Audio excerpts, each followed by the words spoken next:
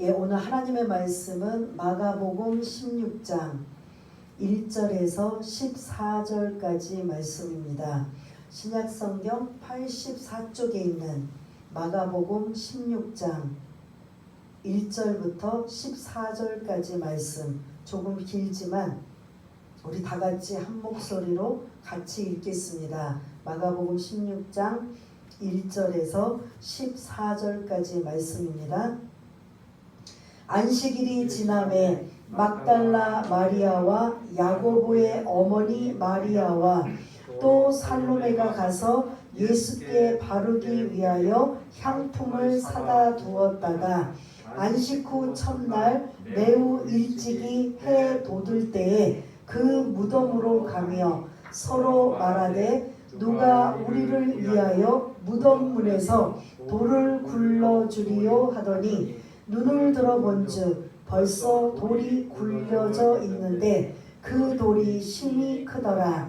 무덤에 들어가서 흰옷을 입은 한 청년이 우편에 앉은 것을 보고 놀라매 청년이 이르되 놀라지 말라.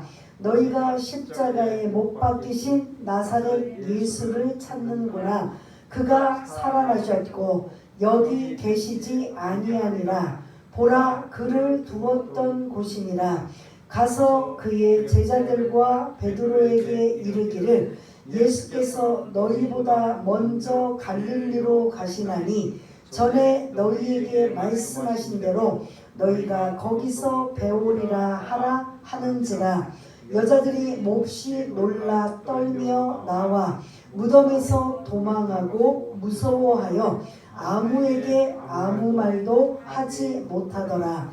예수께서 안식 후 첫날 이른 아침에 살아나신 후 전에 7 귀신을 쫓아내어 주신 막달라 마리아에게 먼저 보이시니 마리아가 가서 예수와 함께하던 사람들이 슬퍼하며 울고 있는 중에 이 일을 알리매 그들은 예수께서 살아나셨다는 것과 마리아에게 보이셨다는 것을 듣고도 믿지 아니하니라.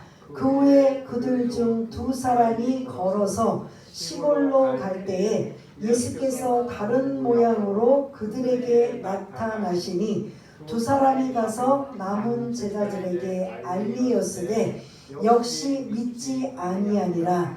그 후에 11 제자가 음식 먹을 때에 예수께서 그들에게 나타나사 그들의 믿음 없는 것과 마음이 완악한 것을 꾸짖으시니 이는 자기가 살아난 것을 본 자들의 말을 믿지 아니함일러라. 아멘. 오늘 하나님의 말씀은 예수님의 부활과 그리고 증인들에 대한 말씀으로 함께 나누려고 합니다. 제가 지난주, 지지난주 계속 이어서 다른 사람들의 이름들은 한 번씩 열거했지만 여인들의 등장은 제가 계속 뒤로 밀어서 나중에 말씀을 드린다고 했는데 그게 바로 오늘 본문에 해당되는 말씀인 걸 볼 수가 있습니다. 예수님이 십자가에 못 박히실 때 그리고 운명하실 때 멀찍이 여인들이 지켜보면서 안타까워하고 가슴 졸이며 기도하는 마음으로 그 예수님의 처참한 광경을 다른 제자들도 아니고 여인들이 멀찌감치 보았던 이런 상황을 볼 수가 있습니다. 그렇게 존경하고 사랑했던 그 주님이 이렇게 처참하게 절망적인 상황으로 죽으신 이런 모든 광경을 본 이 여인들은 어떻게 보면 사실 기가 막히다고 볼 수가 있습니다. 근데 그 여인들은 오늘 이 본문에 마치 주인공처럼 등장하고 있는 걸 볼 수가 있습니다. 늘 제자의 위치에 다른 사람들 아리마대 요셉이나 아니면 구레네 시몬이나 그 외 백부장이나 이러한 사람들이 제자의 몫을 담당하고 있다면 오늘도 마찬가지입니다. 사실은 부활하시는 이 시점에 제자들이 사실은 먼저 가서 보고 먼저 그런 목격자로서 알리고 전하는 이러한 나팔수로 사용함에도 불구하고 오늘 본문에 여전히 제자들은 온데간데였고 그나마 제자들의 뒷부분을 보면 믿지 아니함이라라고 불신앙의 모습을 보이고 있는 걸 볼 수가 있습니다. 참 저도 여자 목사라 그런지 몰라도 여인들의 믿음, 의리 어떻게 보면 이게 더 남자들보다 여담이지만 더 낫지 않나라는 이제 이런 말씀을 드리면서 아무튼 이 1절부터 4절까지 보면은 이 여인들이 마치 예수님이 장례를 치를 때가 우리가 지난주 여러분들이 들으셨던 몇 시간 동안 장례식을 치렀다고 한 거 기억나세요? 몇 시간이죠? 3시간입니다. 3시간만 지나면 안식일이 시작이 돼요. 그러면 다들 집으로 돌아가야 되고 더군다나 이런 시신급처는 부정하기 때문에 가까이 하면 안 되기 때문에 마음은 참 원이고 정말 가슴 아프고 너무 주님을 사랑하는 마음으로 옆에 있고 싶지만 그런 상황이 전혀 되지 못하고 있는 이러한 여인들의 모습. 마치 오늘 1절을 보면은 안식일이 지났어요. 그러니까 이들은 뭘 지나기를 바라냐면 빨리 안식일이 지나기를 바라는 거예요. 어떡하든 그 예수님의 무덤에 곁에 가서 오늘 이 본문에 보면 향품을 가지고 갔다. 날이 우리 지금 더운 거 그 이상으로 더운 날씨다 보니까 시신이 빨리 부패가 됩니다. 그러다 보니까 냄새도 나고 하는 이러한 여러 가지 상황 속에 이 여인들이 할 수 있는 건 향품을 가지고 그 무덤에다가 좀 그런 중화시키는 이러한 냄새도 중화시키고 할 수 있는 건 이 여인들은 향품을 가지고 가는 그 일밖에 할 수가 없는 거예요. 절망과 낙심과 이런 그런 안타까운 마음으로 지금 여러분들 한번 생각해 보세요. 이 여인들이 주님이 3년 동안 공생의 사역을 할 때 특별히 이 막달라 마리아가 첫 여인으로 지금 명단에 등장하고 있는데 이 여인은 뒷부분에 우리가 14절에 9절에 읽은 것처럼 7 귀신을 쫓아내어 주신 막달라 마리아. 한 개의 귀신도 아니고 7 귀신, 이 7이라는 게 완전하거든요. 완전히 귀신에게 사로잡힌 이 여인을 예수님이 고쳐주셔서 새로운 인생을 살고 있는 이 여인은 이제 삶이 완전히 바뀌어서 주님을 섬기고 헌신하고 그리고 따라다니면서 제자 아닌 제자의 역할을 감당했던 모습이 바로 이러한 여인들의 모습인 걸 볼 수가 있습니다.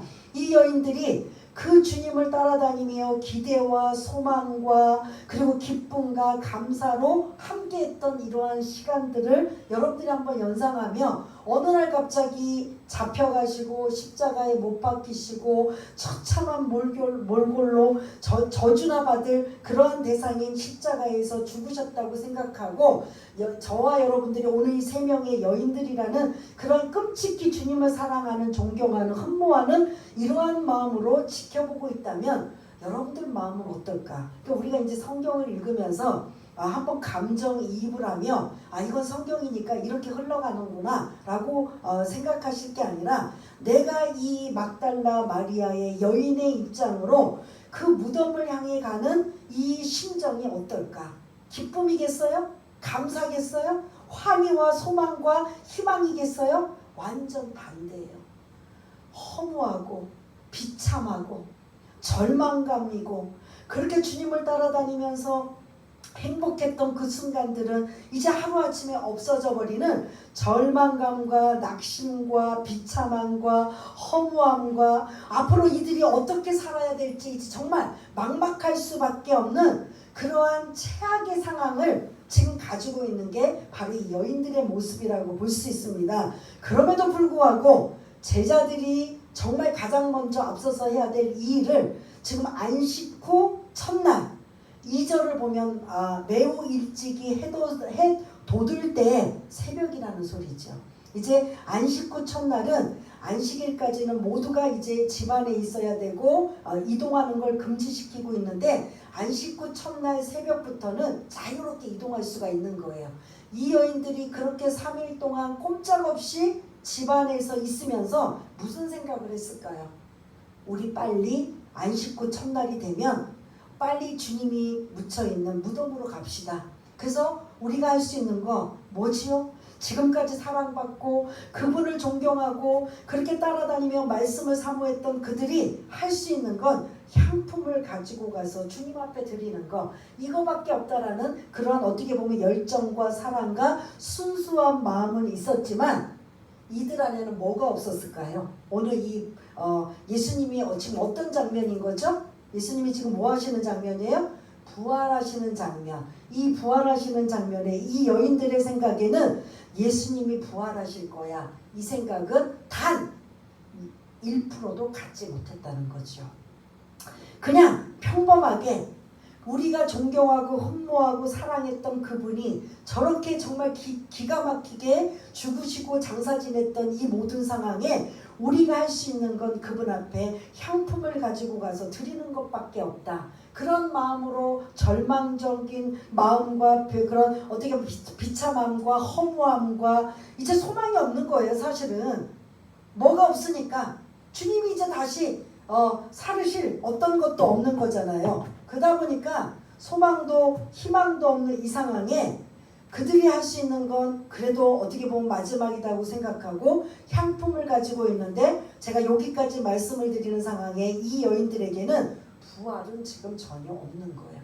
그러니 낙담하고 절망하고 허무하고 이러한 마음, 이게 부활을 믿지 않으면 우리가 예수를 믿어도 이런 마음의 상태가 될 수밖에 없다라는 걸 우리가 다시 한번 이 본문을 통해서 살펴보려고 합니다. 이 앞에 왕파리가 들어와서 지금 자꾸 신경을 쓰이게 하는데요. 저와 여러분들이 오늘 이 4절까지만 바라보며 여인들의 이런 심령 상태를 보면 부활의 능력과 부활을 믿지 않으면 우리가 예수를 믿는다고 하더라도 이런 마음의 상태가 충분히 될 수 있다는 겁니다. 그래서 오늘 예수님이 이 본문에 부활하셨지만 우리가 이 예수님이 부활하신 건 실제로 증인도 많고 확실한 거고, 근데 그것이 그렇게만 이해되는 게 아니라 내 마음속에 나에게 정말 예수님은 부활하셨습니다, 이 고백이 여러분들에게 있어져야 된다는 게 지금 제가 설교 가운데서도 계속 지금 강조하고 싶은 내용인 거예요. 왜냐하면 1절부터 4절까지 보면 이 여인들은 지금 이렇게 정성을 다하고 그리고 빨리 안식 후 첫날이 되기를 바라고 그들이 할 수 있는 건 향품을 가지고 가는 것, 이런 상황에 부활은 전혀 이 여인들의 생각에는 없기 때문에 그냥 마지막으로 해드릴 수 있는 건 이거밖에 없다고 생각하며 절망감과 여러 가지 그런 낙담과 이런 그런 소망 없는 마음을 가지고 가고 있는 이러한 모습이 혹시 저와 여러분들의 부활을 믿지 않는 믿음의 상태라면 다시 한번 이 여인들을 통해서 우리가 정말 자신을 한번 점검해 보시는 저와 여러분 되시길 바라겠습니다. 예수님은 진짜 부활하셨습니까? 이게 여러분들한테 받아들여지고 믿어지고 아멘으로 고백되어야만 여러분들의 신앙이 어떻게 보면 부활의 소망과 능력까지 연결이 되는 거예요. 고린도전서에 보면은 부활을 믿지 않는다면, 그리고 부활이 없다면 우리처럼 불쌍한 자가 없다라는 거죠. 왜 이렇게 그냥 예배를 드리고 또 참아야 되고 인내해야 되고 성경 말씀을 보면 세상 사람들과 다르게 살아야 되고 이런 많은 죄악, 세상에서 기준으로 보는 제약이나 이런 못하는, 하지 못해야 되는 이런 많은 것들이 부활의 능력과 소망이 없다면 우리는 불쌍한 자다라고 사도 바울이 그렇게 고백하고 있는 걸 볼 수가 있습니다. 그래서 오늘 1절부터 4절까지 보면 여인들이 부활을 전혀 기억하지도 못하고 믿지도 못하고 생각지도 못하는 이 여인들의 믿음의 상태라면 저와 여러분들이 한번 여기 4절까지 한번 신앙을 점검해 보면서 내가 여태까지 신앙생활하면서 예수님이 부활하신 걸 정말 뭔지는 모르지만 내가 본 적은 없지만 믿어지고 있는가, 믿고 있는가, 이걸 여러분들이 점검하셔야 된다는 거죠. 그런 부활에 대한 소망이 전혀 없는 이 여인들이 단지 향품을 가지고 그들이 가면서 말하는 게 뭐냐면, 우리가 지금 해드릴 수 있는 건 향품밖에 없는데 문제는 뭐냐면 그 향품을 예수님의 시신을 지금 동굴 속에 지금 무덤에 들어가야 되는데 입구에 뭐가 막 가로막혀 있어요. 돌이 가로막혀 있는데 이 돌은 학자들이나 이 주변에서 보면 2톤 정도 되는 엄청난 큰 돌이래요. 남자들도 밀어내기 힘든 상황을 여인들이 이 돌문을 연다? 이거는 불가능하다는 소리예요. 그러니까 이 여인들은 그걸 알고 있기 때문에 그 무덤을 향해 가면서 뭘 걱정하냐면, 야, 우리가 지금 이렇게 향품을 들고는 갖고 가는데 문제는 저 무덤 속에 들어갈 수 있느냐 없느냐는 거죠. 누가 저 돌문을 좀 옮겨줄 수 있을까? 이거에 대해서 지금 고민하고 있는 이러한 그 여인들의 그런 서로 이야기하고 있는 이런 모습을 볼 수가 있습니다. 그래서 그렇게 걱정하고 무덤까지 갔더니 무덤이 어떻게 됐어요? 그 엄청난 큰 돌문이 열려져 있는 거예요. 깜짝 놀라서 이 여인들이 향품을 가지고 지금 5절부터 이제 7절까지 보면은 8절까지 보면 그 무덤으로 들어가고 갑니다. 들어가서 보니까 5절에 보니까 누가 지금 앉아 있어요? 흰 옷을 입은 한 청년. 이게 사람일까요? 천사일까요? 당연히 천사죠. 사람이라고 생각하는 사람이 있을 텐데요. 사실은 그 예수님의 그 시신이 있던 그 자리에 지금 한 청년, 그 천사가 지금 앉아서 이 여인들에게 6절, 7절과 같은 말씀을 전하기 위해 전달자로 지금 앉아서 지금 기다리고 있었던 겁니다. 그래서 우리가 한번 6절, 7절 이 청년이 어떤 이야기를 하고 있는가, 예수님이 무엇을 이 여인들에게 전달하라고 했는지 한번 6절, 7절 한번 읽겠습니다. 이게 어떻게 보면 오늘 핵심적인 말씀이에요. 시작. 청년이 이르되 놀라지 말라. 너희가 십자가에 못 박히신 나사렛 예수를 찾는구나. 그가 살아나셨고 여기 계시지 아니하니라. 보라, 그를 두었던 곳이니라. 가서 그의 제자들과 베드로에게 이르기를 예수께서 너희보다 먼저 갈릴리로 가시나니 전에 너희에게 말씀하신 대로 너희가 거기서 배우리라 하라 하는지라. 아멘. 이렇게 긴 문장으로 6절과 7절이 이어져 있지만 사실은 6절과 7절은 두 가지의 지금 당부의 말씀이에요. 첫 번째 6절은 예수님, 너희들이 찾고 있는 그분은 그가 어떻게 하셨다고요? 살아나셨다, 부활하셨다, 그리고 여기 계시지 아니하니라. 지금 그런 거예요. 너희들이 여인들을 향해서 당신들이 보고 있는 이곳에 그분은 지금 계시지 않습니다. 그가 살아났습니다. 라고 지금 이야기를 하면서 여기 이걸 지금 빈무덤이라고 하는 거예요. 무덤에 당연히 예수님의 시신이 있어야 되는데 지금 예수님의 시신이 없는 빈무덤이라는 거죠. 이게 6절에 하나로 여러분들이 머릿속에 기억해야 돼요. 예수님은 이곳에 계시지 않다라는 거죠. 뭐 하셨기 때문에? 부활하셨기 때문에. 그러므로 이 무덤은 빈무덤이다 라는 이 설명이에요. 예수님이 왜 여기 계시지 아니하는가? 예수님은 죽으셨습니다. 죽으신 다음에 며칠 동안 죽으셨나요? 3일 동안 죽으셨어요. 3일 동안 사망의 자리, 음부의 자리, 죽음의 자리, 이러한 자리에 계셨지만 부활은 반드시 그 죽음에서 다시 살아나는 게 부활인 거예요. 기절하다가 아니면 죽은 척하다가 살아난 건 부활이 아닙니다.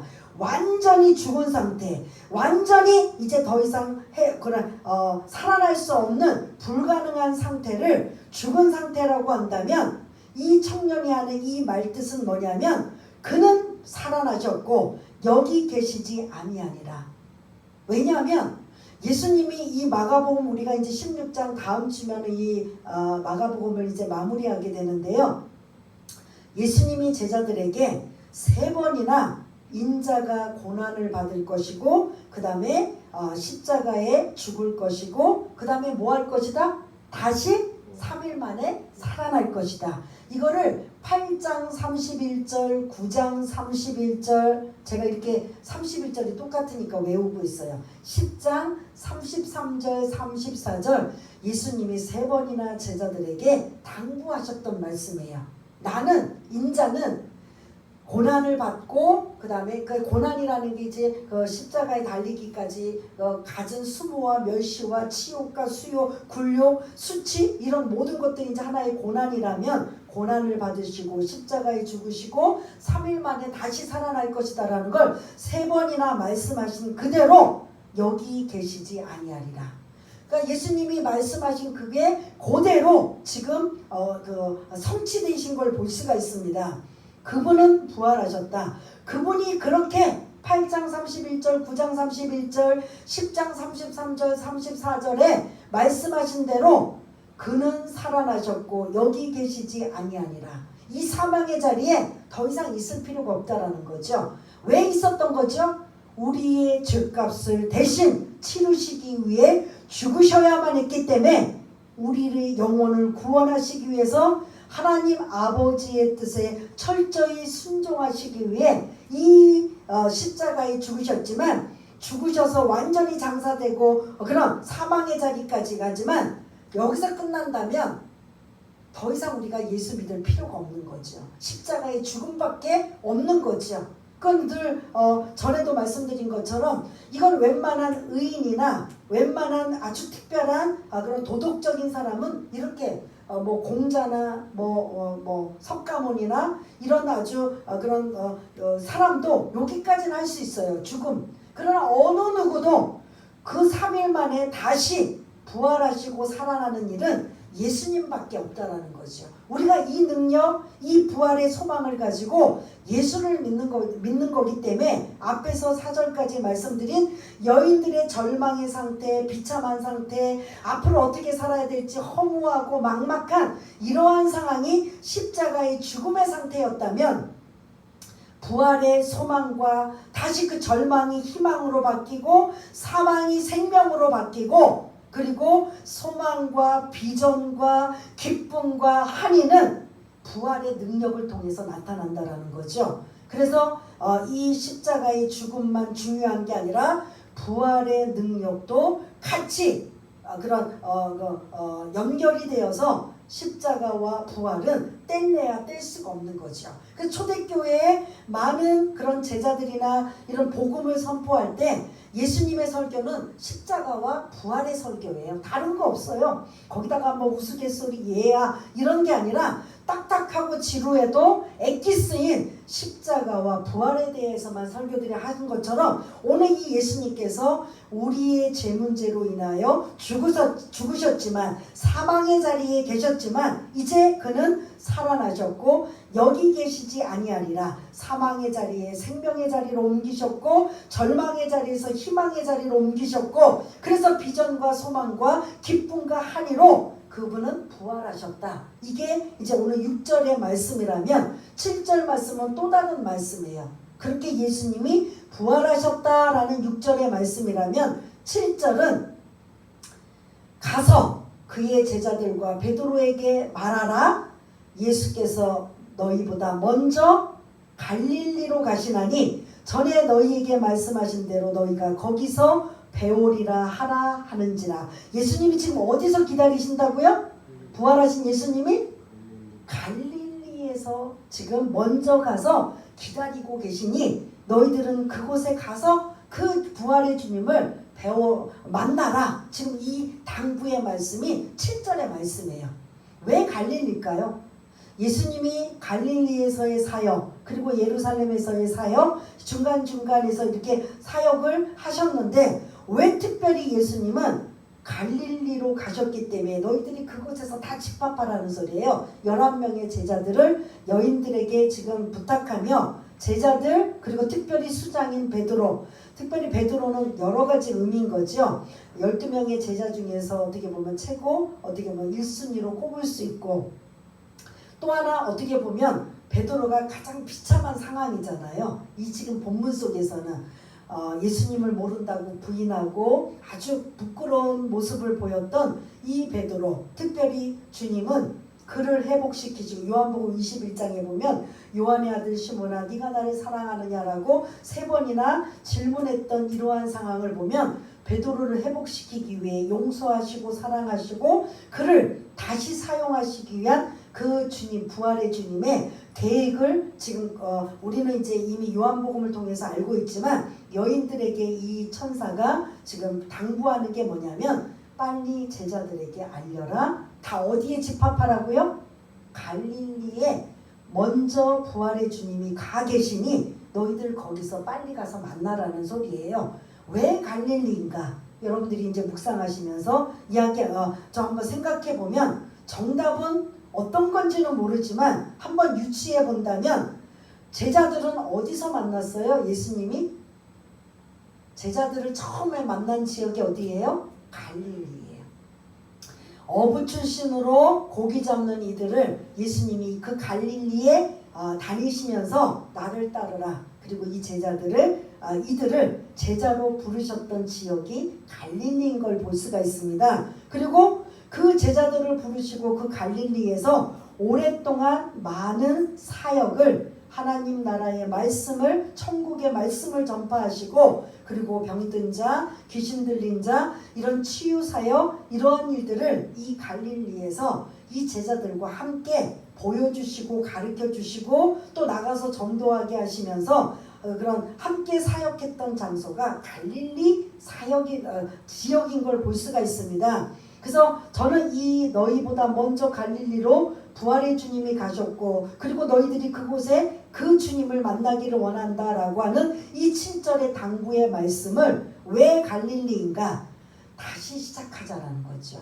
너희들이 실패하고 배반하고 도망가고 못난 사람들처럼 어떻게 보면 예수님을 따라다녔던 제자들은 아주 어깨 으쓱거리고 좋은 자리 탐내고 어떻게 하든 주님만 옆에 계시면 이들은 더 이상 걱정거리가 없다고 생각했는데 어느 날 이 예수님이 아주 비참한 아주 그냥 그 고난을 당하실 때 제자들은 36개 주랭랑하고 못난 모습을 보였던 이들을 다시 시작해보자는 거죠. 다시 은혜 받고 회복되어서 다시 너희들을 사용한다는 거죠. 사람들은 이렇게 배반하고 배신하면 다시는 안 보고 아마 또 안 좋은 상황으로 그런 결별할 수 있지만 주님은 그런 자들을 다시 부르시고 회복시키시고 용서하시고 능력 주시고 그래서 이들을 다시 사도행전에 보면 위대하게 쓰임받는 이러한 역사를 본다면 왜 갈릴리인가? 다시 시작하자는 소리죠. 다시 너희들이 그렇게 연약한 걸 알면 됐어. 너희들이 교만하고 자만하고 나는 이 정도야 우쭐할 게 아니라 그렇습니다. 주님의 은혜가 아니면 주님의 능력이 아니면 우리는 언제든지 넘어지고 언제든지 실수하고 언제든지 나약하고 언제든지 미련할 수밖에 없습니다. 그러니 우리는 주님의 은혜만이 필요합니다. 이러한 어떻게 보면 너희들이 이것만 알면 됐어.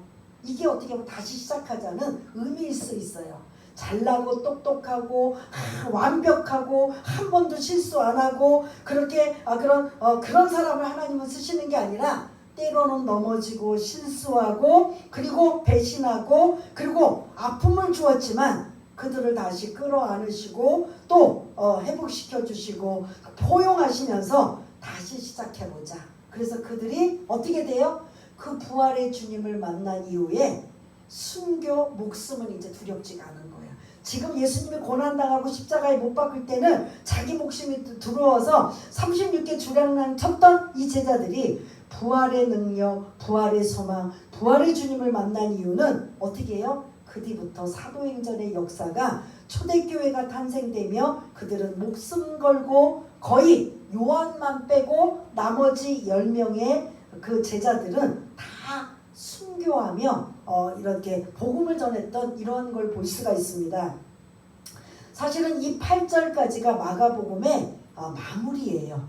근데 9절부터 20절까지는 첨삭한 나중에 이제 정경으로 이제 완전 완성이 되었지만 원래 마가복음의 그 16장 8절까지가 있다가 너무 아쉽고 너무 좀 그런 뒤에 뭔가 있을 것 같은데 마무리가 안 된 것 같다라는 이런 것들이 우리가 충분히 연상할 수 있는데 아마 이 저자들도 이 성경을 기록하는 사람들도 아마 그렇게 생각한 것 같습니다. 그래서 마무리를 이제 9절부터 20절까지 하게 되는 이 첨삭 부분인 걸 볼 수가 있는데 거기서 14절까지 보면 제자들의 믿지 못하는 여인들도 믿지 못했지요. 제자들도 믿지 못했지요. 그래서 14절 우리 한번 읽어보겠습니다. 이 제자들이 실제로 부활의 주님을 목격하기 전까지 주님이 정말 살아나셨대. 그러고 그냥 그렇게 들려주고 있을 때 전혀 믿지 않았던 제자들의 모습을 예수님이 지금 어떤 모습을 행동을 지금 취하고 계시는지 14절 한번 보겠습니다. 시작. 그 후에 11제자가 음식 먹을 때에 예수께서 그들에게 나타나사 그들의 믿음 없는 것과 마음이 완악한 것을 꾸짖으시니 이는 자기가 살아난 것을 본 자들의 말을 믿지 아니함일러라. 아멘. 예수님이 지금 제자들을 향해 뭐하고 있어요? 꾸짖고 책망하셔요. 왜? 믿음이 없다. 믿지 않았다는 거죠. 사람들이 그 주님이 부활하셨어. 아니, 설마 믿지 않았지. 위에 지금 제가 9절부터 13절까지 읽지 않았는데 믿지 아니하리라고 마무리 쓰고 있는 걸 볼 수가 있습니다. 더군다나 마음이 완악하다. 그때 11명의 제자에게 부활의 주님이 나타나셨는데 그 11명의 제자 중에 한 명이 그때 빠졌어요. 누구죠? 의심이 많은 도마가 빠졌어요. 그 10명이 부활의 주님을 목격하고 이제 정말 그 전에 말씀하신 대로 8장 31절처럼 9장 31절처럼 10장 33절 34절처럼 부활의 주님 부활하신다고 하셨던 그 말씀대로 부활하셨네? 라고 그 도마가 그때 없었을 때 알려줬더니 도마가 뭐라고 해요? 그 주님을 믿었어요? 안 믿었어요? 내가 못자국에 못 박히신 그 옆구리와 손을 만져보지 않는다면은 뭐한다? 믿지 않겠다고 한 거예요. 그러니까 나중에 이제 주님이 도마에게도 찾아와서 네가 그 말했지? 그러면서 보고 믿는 것보다 보지 않고 믿는 것이 더욱 복되도다 크다라고 말씀하셨던 걸 볼 수가 있습니다. 이렇게 그 부활의 말씀을 부활의 능력, 부활하신다라는 걸 믿지 않았던 이런 상황을 본다면 우리가 이 성경의 제자들의 모습, 여인들의 모습을 살펴보면서 결론을 지으려고 합니다. 여러분 오늘 이제 비대면 예배이기 때문에 계시지 않아서 더 어떻게 와닿지 못하지만 질문을 던집니다. 여러분 예수님은 부활하심을 여러분들은 믿습니까? 아멘. 아멘 하셔야 정말 하나님의 자녀고 택한 백성이에요. 근데 여전히 믿음의 그 교회 안에서 예배드리고 하나님의 자녀라고 하면서도 나는 절대 부활은 믿지 못하겠어. 절대로 나는 이것만은 이해가 안 돼. 그래서 나는 이거는 아니야 라고 생각한다면 내가 진짜 하나님의 자녀인가, 하나님 앞에 택함 받은 백성인가 한번 자신을 돌아봐야 된다라는 거죠. 그래서 오늘 전체의 핵심, 예수님은 말씀하신 대로 부활하셨습니다. 그 부활하신 걸 말씀하신 대로만 부활하신 게 아니라 부활하신 그 주님을 목격자가 증인들이 있어요, 없어요? 있다라는 거죠. 그 증인들이 많은 여인들을 통해서 11명의 제자들을 통해서 그리고 나중에는 고린도전서에 보면은 500여 형제들에게 보여주신 상황, 그리고 40일 동안 순천하시기 전까지 많은 사람들에게 보여주신 그 실제의 목격자 증인들이 많이 있었다라는 거죠. 그렇기 때문에 예수님은 부활하셨습니다. 이거를 오늘 이 본문 속에 혹시 나는 그 예수님의 부활을 의심하고 있거나 믿어지지 않는다면 내가 정말 하나님 앞에 택한 백성인가 여러분들이 한번 점검해 보셔야 됩니다. 하나님 앞에 택한 백성이라면 뭔지는 모르지만 왠지는 모르지만 믿어져야 되고 믿어져야 그 부활의 능력과 소망으로 우리가 이 땅에서 특별히 지금 작년부터 이루어지고 있는 코로나19 바이러스로 인하여 두려움과 절망과 이건 소식을 들어보면 백신 주사 맞아서 누구는 죽었네, 아니면 누구는 확진이 되었네, 감염이 됐네, 이런 계속 좋지 않는 이야기를 들으며 두려워하고 떨며 있는 이런 상황에 어떻게 우리는 어떤 소망을 가져야 되냐면 부활의 능력과 소망을 가져야 된다라는 거죠. 조심할 건 조심해야죠. 마스크 쓰시고, 그리고 그런 거리관계도 유지하고, 손도 깨끗이 씻으시고, 할 수 있는 건 하지만 나머지 것 가지고 두려워하고 염려할 필요는 없다라는 거죠. 주님 앞에 맡기시는 것밖에 없습니다. 최선을 다하고, 그리고 지킬 건 지키면서 있으면서 나머지 두려움과 염려에 그냥 어떤 것도 아무것도 하지 못해서 그냥 이 1년이 지나고 2년이 다 지나가며 공포에 떨 게 아니라, 이걸 우리가 감당해야 된다면, 이걸 겪으며 살아야 된다면, 여기 이 여인들의 절망과 비참함과 허무함과 이런 속에서 우리가 언제까지 여기서 계속 살고 있겠습니까? 부활의 능력, 소망으로 다시 시작하고 다시 힘을 얻어 차라리 위기가 기회다라고 생각해서, 이제 2020년, 2021년 지나고 나면, 백신 맞고 나면 이제 우리가 이제 마음껏 신앙생활하고 교회생활하고 전도할 수 있을 거야 라고 생각했는데, 돌파 감염, 또 변이 감염, 이런저런 상황 때문에 또 계속되어지고 있는 이 상황에 우리는 그럼 아무것도 할 수 없네? 문 닫고 교회도 예배 못 드리네? 그리고 사람들도 만날 수 없네? 우리는 아무것도 할 수 없네? 이것으로 이 절망감과 비참함과 허무함의 여인들처럼 언제까지 여기에 머물고 있겠습니까? 우리가 다시 시작하고 다시 부활의 능력과 소망을 가지고 이제는 두려워하고 염려할 것이 아니라, 지킬 건 최선을 다해 지키지만 나머지 건 부활의 능력과 소망을 가지고 다시 우리가 일어설 수 있는 저와 여러분 되시길 바라겠습니다. 오늘 이 여인들처럼 1절과 4절의 절망의 모습, 그리고 5절부터 7절까지 주님이 부활하셔서 당부하셨던 그들, 그래서 그들이 부활을 전혀 눈치채지 못했지만 부활을 목격하고 경험하고, 그들이 그래서 이제는 두려움과 염려와 근심이 아니라 기쁨과 감사와 소망과 희망, 생명을 가지고 많은 영혼을 살리고 세운 것처럼, 우리도 다시 이 코로나19 바이러스로 인하여 움츠리고 두려워 떨었던 우리의 심령의 상태를 여러분들이 잘 점검하면서 이 부활의 능력이 되시고 부활하신 그 주님을 힘입어서 다시 일어서고 다시 승리할 수 있는 저와 여러분 되시기를 바라겠습니다. 이게 오늘 어떻게 보면 메시지라고 볼 수가 있습니다. 우리 한번 잠시 반주자가 좀 반주를 좀 해주시길 바라겠고요. 오늘 이 여인들의 믿음의 상태, 그리고 부활하신 주님을 만난 이후에 이들의 그런 신앙의 상태, 그리고 여전히 자기가 보지 않은 상황에 부활하신 주님을 들었을 때 믿지 않은 이 상황, 어떻게 보면 저와 여러분들의 신앙 상태가 이 본문의 여인들과 제자들의 상태와 다를 바가 없다라는 거죠. 내가 보지 않으면 믿지 않겠다. 그리고 들은 것도 다 까먹고, 그리고 그 부활의 주님을 만났음에도 불구하고 나는 여전히 낙심과 절망으로 살고 있는가? 아니면 이제 어떠한 것도 두려워 떨지 않고 순교 주님을 위해서라면 내가 목숨이라도 내놓고 내가 영혼을 구원하리라, 그리고 신앙생활 다시 회복하리라, 이런 마음을 가지고 한번 우리가 결심과 다짐을 가지며 한번 기도하는 시간을 갖겠습니다. 다 같이 한번 기도하겠습니다. 하나님 아버지, 은혜를 감사합니다.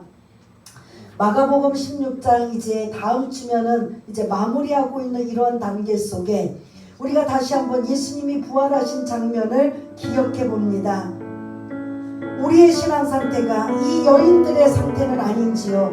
그냥 주님이 좋아서 존경하고 사랑하고 흠모하여서 향품만 가지고 가는 부활을 전혀 의식하지 못하는, 그래서 이제는 끝이구나, 우리가 지금까지 주님을 따라다녔는데 신앙생활 했는데 이제 아무것도 아니구나, 그런 허무함과 나약함과 절망감과 비참함을 가지고 신앙생활하고 있다면 오늘 부활하신 그 주님을 기억하며 부활의 능력과 소망을 가지고 공포와 두려움에서 다시 일어설 수 있는 우리 모두가 될 수 있도록 도와주옵소서.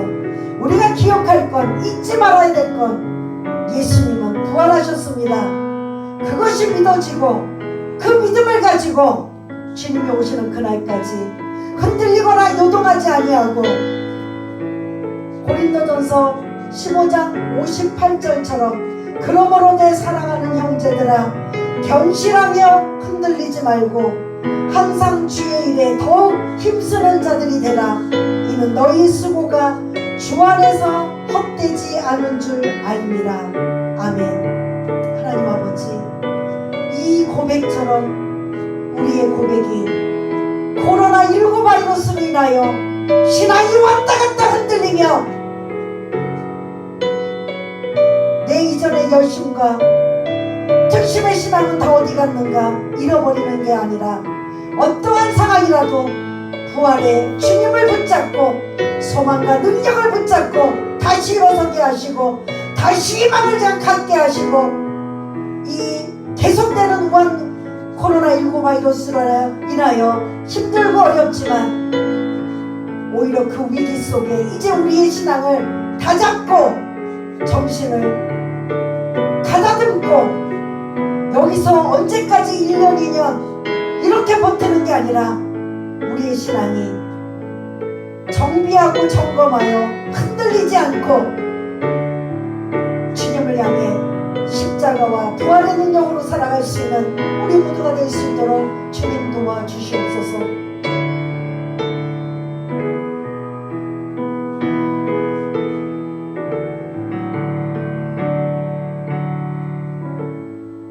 하나님 아버지, 예수님은 분명히 부활하셨습니다. 우리를 위해서 십자가에 죽으시고 사흘 만에 다시 부활하셔서 이제 부활의 능력으로 살아갈 수 있도록 우리에게 희망과 소망을 주셨다면 지금 2020년, 21년 계속되는 앞으로 또 어떻게 될지 모르는 코로나19 바이러스로 인하여 정체감, 절망감, 신앙의 나약함, 신앙의 흔들림, 이런 속에서 우리가 다시 일어설 수 있는 건 부활의 능력밖에 없는 줄 믿습니다. 그 부활의 소망과 능력으로 다시 일어서고 다시 승리하며 하나님의 영광을 위해 살아갈 수 있는 우리 모두가 될 수 있도록 주님 도와주시옵소서. 모든 것 감사드리오며 사랑이 많으신 우리 주 예수 그리스도 이름으로 기도드리옵나이다. 아멘.